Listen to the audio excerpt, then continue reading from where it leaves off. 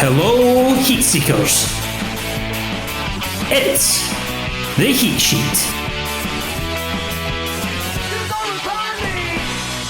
Hello, Heatseekers. It's Kris Jack here with the Heat Sheet's Melter ratings for this year's SummerSlam, the biggest party of the summer, and I'm going to go through the highs, the lows, and the middles of the event from Cleveland, Ohio on Saturday night.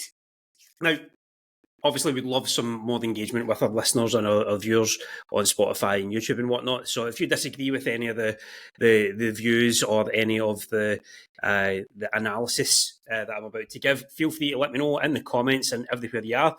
We've been getting some really good numbers, comparatively good numbers for us anyway, over the last couple of podcasts we've put out. So it'd be good to be getting a bit more engagement from you. And the thing that we want you to engage with us on this week is indeed SummerSlam. Now, the very first exposure to wrestling that I had was SummerSlam 90. Absolutely loved it. I remember renting it out of Ritz Video Shop in Lanark before my mum gave in and actually bought it for me. And it's burned into my retinas.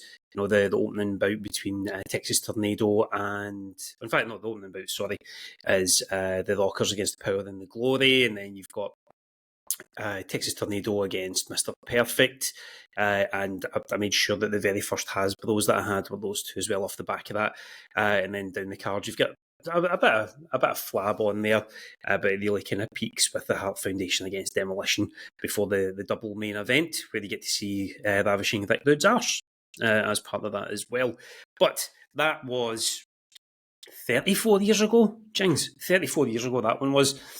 But we're concentrating on this podcast on SummerSlam 2024. Now, the event opened, or the main crux of the event, I'm not going to go into the pre-show or any of the Jelly Roll stuff because I don't really know who he is. But the first in-ring action that we got was Rhea Ripley against Liv Morgan for the Women's Heavyweight Championship, or whatever it is they call it on Raw. And yeah, Dirty Dom was Dirty Dom. He finally made his choice between Liv Morgan and his mammy, and he went with the short blonde as opposed to the alpha female that is the Ripley. But before we got to all that, we had some great action in ring and some amazing selling from the Australian Ripley. The sequence where she seemed to pop her shoulder out of place. And making it look so legit, I was genuinely worried that we were going to have to call the match off. But she trooped on, as WWE stars tend to do. And after much targeting by Liv Morgan, Rhea decided to use the announce table to pop her shoulder back in and dutifully kick some ass on there. And then we got the turn. We got the turn from Dom where it looked like he was trying to help her out. You know, making sure that she didn't use the chair on Liv, because that way she definitely wouldn't get the championship back. But then ultimately, he slid the chair in. Liv hit Oblivion on the chair, picked up the 1-2-3, and got winched the face off her from Dom at the end. So I'm hoping he's enjoying his chicken nuggies while Rhea recovers from heartbreak on that. As a Melter rating, I thought the in-ring action was pretty good. I was completely bought in with the sell of the injury. So I'm going to give this, based around how well the rest of the show was, I'm going to give this a 3.75 Melter rating on there. Then after that, we had Sami Zayn against Braun Breaker for the Intercontinental title. Now, I would have had this match be the one at Money in the Bank. I think that the strength and just all-round thuggishness of Braun Breaker, and the fact that this was, it only went maybe 6-7 minutes, I think. I watched it in 1.5 speed this morning, so I'm not entirely sure exactly how long it went. But for the dominance the Breaker showed, I mean, Sammy got some of his stuff in, but it was a more dominant performance from Breaker, and I think that's what they should have done last month. They should have had him win it in Canada. I know you don't necessarily want Sammy losing in his back garden, but if you're going to have Braun be as dominant in this match, I don't think they should have given Sammy as much in the previous one. to win it. But I think Braun will be a good Intercontinental Champion. I've not really been bought into him thus far, but it'll be interesting to see what he does with the IC title, if he is going to, be a fighting champion, or if he's going to shy away from the oncoming pack to try and preserve his legacy. I'd like him to go on a similar tear to what Gunther did and what Sheamus has done, and just having big horse matches for it. So I imagine we're going to get him coming up against the likes of Bronson Reed, the bigger guys on the roster. I don't know if Gable gets factored into that after he's done with the Wyatt Six stuff, but there is a good open field, and it'll be interesting to see how Breakker adapts to that field as well. Again, because I think the match should have, or this result should have happened a month ago, and for the brevity, brevity is the right word, the shortness of the match, I'm going to give this a 3 on the Melter rating there. After that, what came after that? I'm trying to think of the order that I watched this in. I was all over the shop watching it. We had Logan Paul and LA Knight, where LA Knight came out the victor. Again, possibly delayed far too long before strapping up LA Knight. But in terms of in-ring action and excitement, I think this was possibly the match of the night, as much as it pains me to say it, because Logan Paul is an absolute helmet, and I haven't really enjoyed watching them from a personal point of view. From a wrestling point of view, he's been fantastic. He's taken to the craft of wrestling very, very well. But obviously he's a bit problematic and a bit of a penis, if I'm being honest. But opinions aside, looking at it objectively, this was a very, very good match. Again, with the finish, Logan having to deploy the brass knucks to try and get something, but LA Knight being kind of wise to it. I don't know if he kind of no-sold it or if there wasn't enough of an impact from the knucks being used. But he hit the BFT and raised the US Championship aloft. And again, there was some great spots from both guys in the match. I really enjoyed Logan Paul's top rope moonsault. Just the way that he got up there was quite phenomenal. Also, really liked the top rope elbow drop that LA Knight did, where he was up on the middle rope and then he hopped up onto the top rope before delivering the elbow.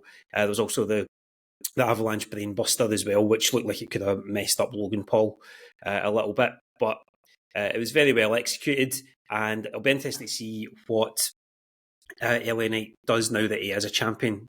I think he's one of these guys where the chase has been very, very good, but will having the belt raise his calibre as a wrestler and as a character, or will he kind of flounder a wee bit? I hope it's the former. I hope he does do well with it, because if he can recapture the swell of support that he had going into Money in the Bank 2 years ago, was it last year? Whenever it was whenever Priest won it last year, if he can recapture the swell of positivity that was around him from then while carrying the belt, I think it could be a very good second half of 2024 for them. And I'm going to give this match, I think in ring it was probably my match of the night, so I'm going to give that a 4 on the Melter rating. After that, we had Bayley against Nia Jax for the SmackDown Women's Championship. Again, whatever they're calling it, I keep forgetting what these belts are called. Titles, sorry, what these titles are called. It was all right. It served a purpose. Bayley's run as champion hasn't been the best. They have put her up against, like bigger opponents, and Piper Niven at Clash at the Castle, and then obviously Nia Jax here. But I just think she needs to go back to being proper face like she was when she came up. I know she's developed and she's evolved as a performer since her NXT days, but Hugger Bayley was immense. The lightning captured in the bottle with that. The big wacky inflatable arm waving tube men need to come back. She needs to fully embrace that, I think, just to get a bit more than enjoyment out of the character. Being the veteran in the locker room, being the last woman standing at the moment of the four horsewomen, she kind of needs that bit of reset The damage control stuff was all right. I never really bought Bayley as a heel, and she was let down by the company over the COVID times as well. And I think getting the championship at WrestleMania this year was the reward for that, but she's not really done much with it. And again, that's probably as much to do with creative as anything on there. But with Nia Jax now as champion after hitting Annihilators on Bayley during the match and the distraction off Tiff Stratton as well, she could be a very, very dominant women's champion. She's been it before. She's arguably on the best run of her career in terms of her in-ring, of her character work. She was Queen of the Ring as well, so that's added that extra element of braggadociousness to the character. And again, with her being aligned with Tiffany Stratton, Miss Money in the Bank, there's plenty of opportunity for shenanigans to be going on there. In terms of the match, probably the standout spot, other than the finish, was Bayley getting Nia up for the powerbomb, walking out from the corner with a quite sizable opponent on her shoulders. That was pretty cool. But alas, it wasn't to be for Bayley, and Nia got the win. It wasn't a blow-away match. As I say, there was one or two good spots, and I liked how the finish was executed. But I think over the course, I'm going to give this a 2.75 on there for this one. Now, after that match, we had probably what I felt was going to be the most anticipated match of the whole card: CM Punk against Drew McIntyre. Such a build, it's been building since the Rumble, all through the WrestleMania. Clash at the Castle was big indignity. Money in the Bank scuppered Drew again through Punk's interference. And I really thought we were just going to get a blood and snotters brawl fest in this one, with Seth Rollins doing a little bit to keep things in check. But what we got was, in my opinion, not what it needed. Unless they're going to have a blow-off, a big, violent, bloody, weapons-filled blow-off at Bad Blood for it, I was kind of...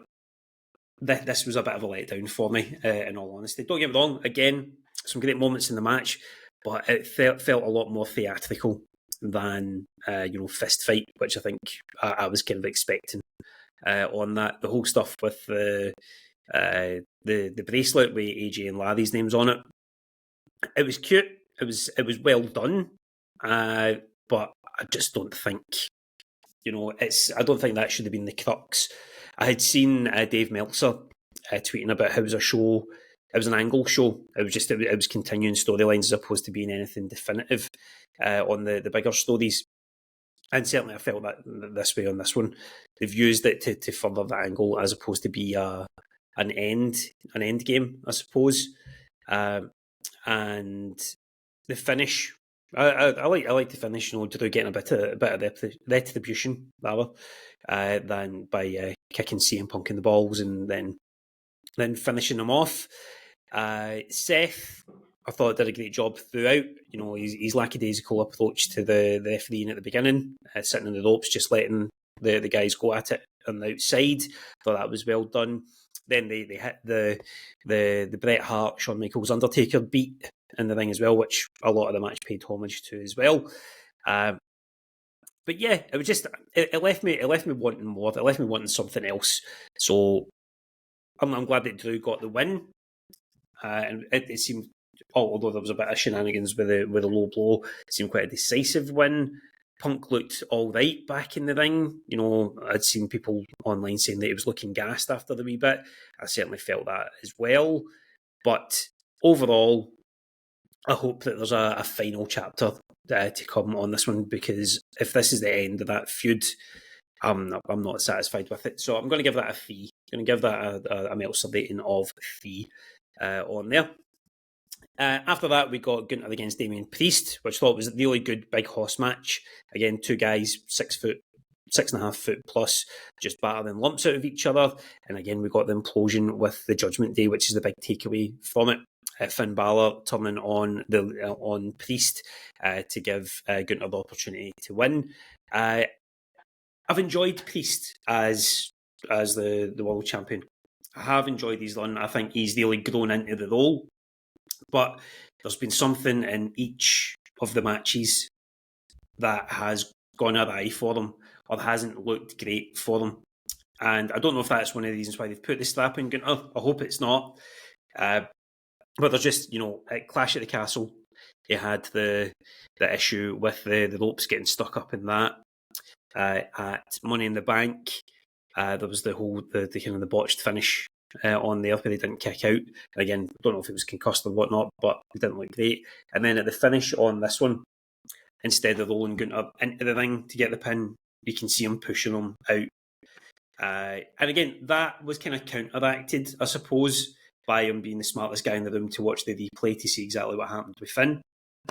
So I can forgive him on that. I just think there's been unfortunate parts of each of his last 3 championship matches, which has kind of is taken away from the action or taken away from his moment in each of these matches. I'm happy that Gunter is champion now. I think it's been a long time coming, and I think as a big dominant heel, there's going to be plenty of suitors to take him on. I'd imagine we're going to get him in Drew at some point. We're going to get him against Dragunov.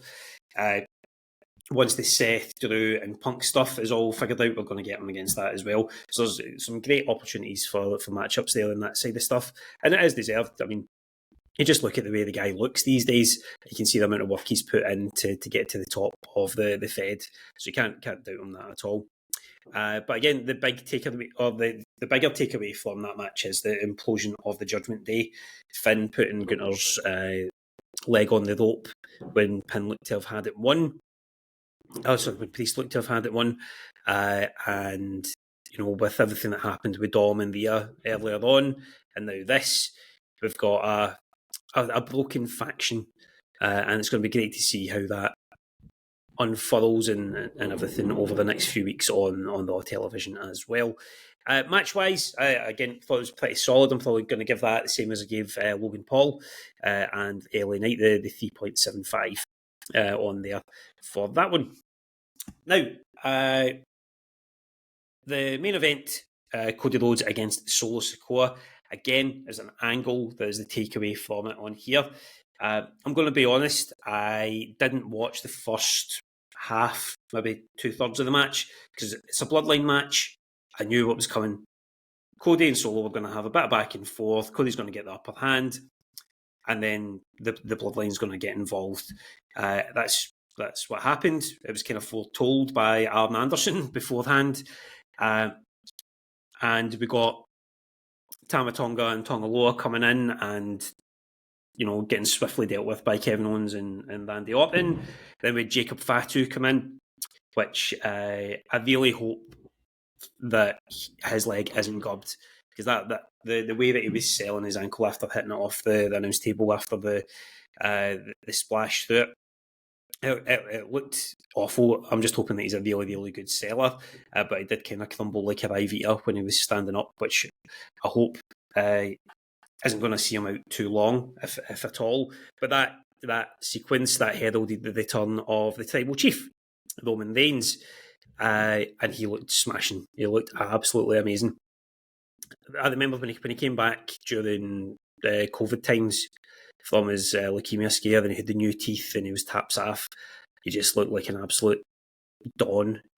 This time, maybe not as physically intimidating looking, because he came out with his OTC t-shirt on, but by God, that man is a superstar, and the pop that he got was ridiculous. And then he just came in, cleaned out Solo.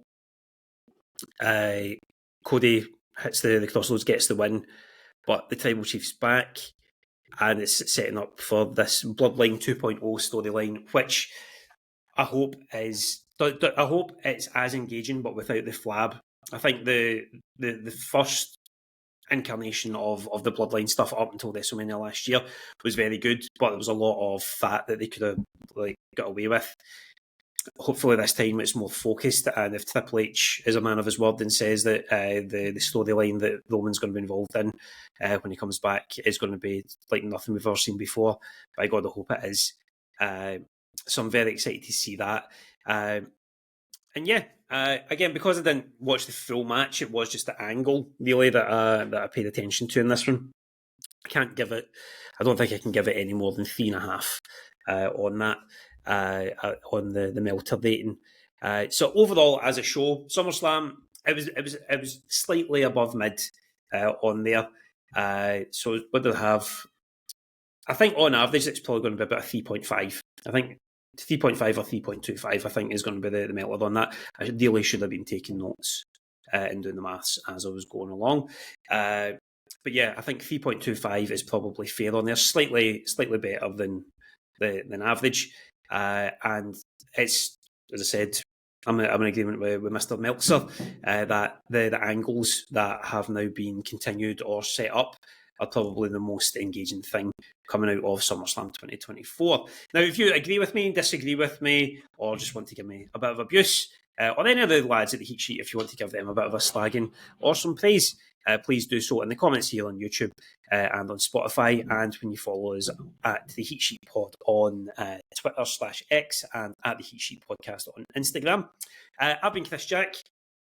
Whatever happens in wrestling this week, I hope you enjoy it. And when you're looking to feel the heat, keep your eyes on the sheet.